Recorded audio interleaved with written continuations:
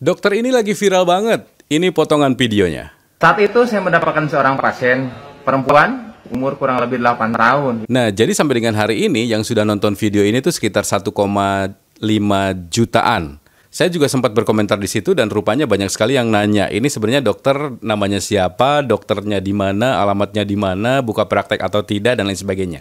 Buat teman-teman yang belum sempat nonton videonya, nanti di akhir video ini akan saya putarkan videonya ya. Namun sekarang saya sudah bersama dokter ini, Dokter Asep Hermana. Kita mau tanya-tanya. Setelah kalkulasi kita sebagai manusia, nggak mungkin tuh Pak Dokter bisa ambil resiko. Itu gimana ceritanya Pak? Ketika kita 4 bulan di dalam perut ibu masing-masing di dalam rahim, maka sejak itulah Allah tiupkan ruh. Dan sejak itulah manusia itu disempurnakan penciptaannya. Ada unsur jasad dan unsur ruh.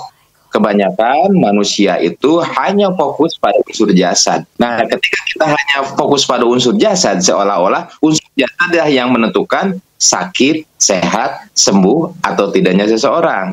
Padahal ya seutuhnya itu ada unsur ruh, di mana unsur itu dikuasai oleh Allah. Demikian juga unsur jasad. Nah, ketika kita ingin sehat juga ada faktor di luar fisik, faktor bagaimana kita meminta tolong pada yang menguasai, pada yang menciptakan, pada yang memelihara, dan terus-menerus memantau tubuh kita itu tanpa henti. Jadi jangankan menyembuhkan, jangankan menyembuhkan, buat aja bisa, logikanya kan begitu. Jangankan mengambil penyakit, ya membuat yang serupa dengan kita juga amat mudah bagi Allah. Nah, keyakinan itulah yang harusnya menyertai ikhtiar. Maka ketika ikhtiarnya pun harus sebaik-baiknya ikhtiar. Jangan ikhtiar ala kadarnya. Nah, di samping ikhtiar jasadiah juga ada ikhtiar qalbiyah. Yaitu yang kadang-kadang sering dinafikan orang, kadang-kadang sering orang itu nggak yakin. Nah, dari beberapa pengalaman yang saya lakukan ya, satu tentang bagaimana syukur itu ternyata begitu dahsyat, Masya Allah. Betul, itu betul. Saya rasakan betul. Saya rasakan demi Allah itu jadi saya rasakan betul ya, karena kasusnya itu ada memang. Bahkan beliau ini pernah diwawancara di MKTV ya.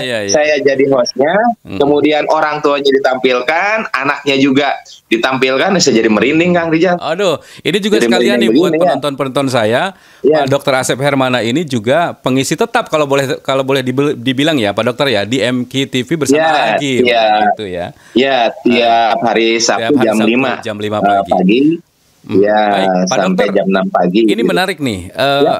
Ini adalah kali pertama Pak Dokter berani ambil resiko, atau dalam banyak kasus juga Pak Dokter, saya berani kok ambil resiko ini gitu? Resiko sebesar apapun itu harus kita ambil ketika pasien itu dalam kondisi kritis.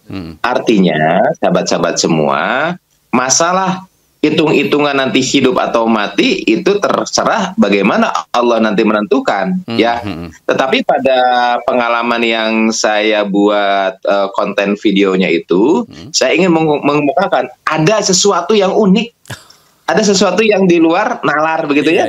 Jadi kayak di luar out of science kayak begitu ya. Yang secara fisik di sini kan ada yang disebut trias of death, tanda-tanda kematian. Tanda-tanda kematian secara fisik begitu ya. Nah, tiga-tiganya itu ada. Andai kata tiga-tiganya itu ada, maka kalau secara syariat hopeless begitu ya. Berarti yang kasusnya terakhir itu, yang jadi video itu, Bapak sudah ada sedikit keyakinan bahwa ini resikonya mati ini emang, meninggal dunia nih resikonya. Betul. Betul. Resikonya itu meninggal. Makanya ketika saya sampaikan ketika di IGD itu, Pak ini harus dioperasi, si bapaknya tenang-tenang aja coba. Silakan Pak Dokter, Pak. Ini operasi bukan operasi. Iya, ini bukan operasi biasa, Pak. Operasi antara hidup dan mati gitu, kemungkinan besar. Rata-rata kalau yang sudah trias of death itu ada, udah sepsis, kumarnya udah nyebar seluruh darah, rata-ratanya memang berakhir di meja operasi begitu. Nah, si ayah saya juga aneh, kok tenang-tenang aja begitu ya Pak. Itu sana biasa-biasa gitu. Resiko maut gitu ya. Resiko maut. Mungkin ada yang bisa dokter sampaikan untuk memotivasi kita semuanya nih. Mungkin juga bagi sejawat dokter yang baru-baru nih, supaya kita berani ambil resiko karena ada kekuatan lain dari yang kita pelajari sebagai dokter gitu. Silakan. Jadi sahabat semua, dalam diri manusia itu ada aspek jasadiah, ada aspek kolbiah.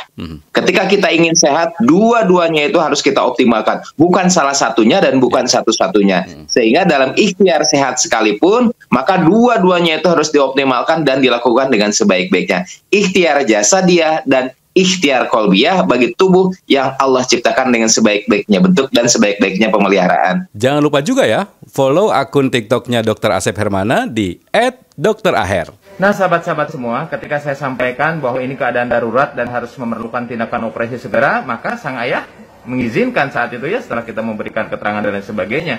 Silakan Pak Dokter, lakukan operasi. Saya bilang begini Pak, ini bukan operasi ringan, ini operasi besar yang memang resikonya kasarnya antara hidup dan mati. Kemudian si bapak itu pun tersenyum. Insya Allah Pak Dokter, saya ridho. Kemudian lakukan tindakan operasi. Dan ternyata tindakan operasi sahabat-sahabat semua, apa yang diperkirakan memang benar. Terjadi kebocoran di usus halus terbatas dengan usus besar. Kemudian dilakukan pencucian di perut dan lain sebagainya. Akhirnya karena usus tidak bisa disambung, usus itu disimpan, dijahit di permukaan perut. Sehingga dia BAB itu dari perut, bukan dari anus. Kemudian kondisi kritis pun kita lalui di kamar operasi, ya, saturasi oksigen sempat turun, kemudian nadi sangat meningkat, ya, dan diputuskan untuk dirawat di ICU, sahabat-sahabat semua. Ternyata kemudian pasien dirawat di ICU, setelah dirawat di ICU, dalam 2 hari ternyata ada perbaikan yang signifikan. Angka infeksi yang ditunjukkan oleh COVID akhirnya turun dari 32.000 menjadi 12.000. So, penurunan yang sangat signifikan, sahabat-sahabat semua, di mana normalnya maksimal 10.000. Kemudian pasien sudah bisa berbicara. Tadinya tidak bisa berkomunikasi, tadinya kehilangan kesadaran, seperti orang apatis. Akhirnya pasien dipindah di ruang perawatan seperti biasa. Nah, ketika saya berkomunikasi, menurut saya ini ada beberapa hal yang memang di luar kebiasaan, di mana resiko kematian sangat tinggi, di mana triage of death itu ada ketiga-tiganya. Saya komunikasi dengan ayahnya, Pak, alhamdulillah operasi ini lancar Pak. Kira-kira doa apa sih yang Bapak lanjutkan, yang Bapak lantunkan?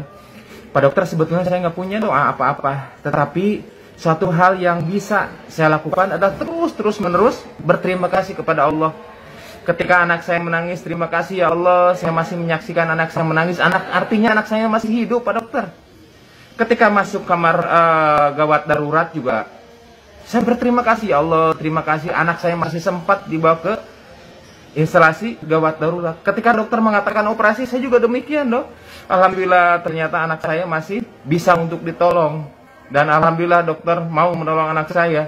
Ketika keluar dari kamar rumah sakit, kamar operasi, saya bilang Pak ini harus ke ICU. Saya bilang apa? Kata orang tua itu, saya terus bersyukur ya Allah. Alhamdulillah ya Allah, anak saya ternyata masih hidup menjalani masa-masa kritis ketika operasi dan alhamdulillah bisa masuk di ICU. Ketika di ICU gue sama-sama terus bersyukur ya Allah, terima kasih. Anak saya ternyata sekarang sudah bangun, sudah bisa berbicara, sudah bisa berkomunikasi. Ketika saya bilang, Pak, ini BAB-nya sementara di perut dulu, Pak. Tidak bisa BAB lewat anus. Yang dia bilang apa? Alhamdulillah ya Allah, anak saya masih bisa BAB, anak saya artinya masih hidup. Ketika diajak ngobrol, ketika di ruang perawatan juga sama demikian. Ya Allah, terima kasih anak saya masih bisa di ruang perawatan seperti biasa. Nah, saya kagum saat itu sahabat-sahabat semua. Betapa banyak kadang-kadang orang yang ketika masuk rumah sakit, dia mengeluh, ya Allah kenapa harus masuk rumah sakit? Ya Allah kenapa harus masuk ke IGD? Ya Allah ternyata harus dioperasi, kalau bisa mah jangan dioperasi. Ya Allah ternyata kok masuk ke ICU.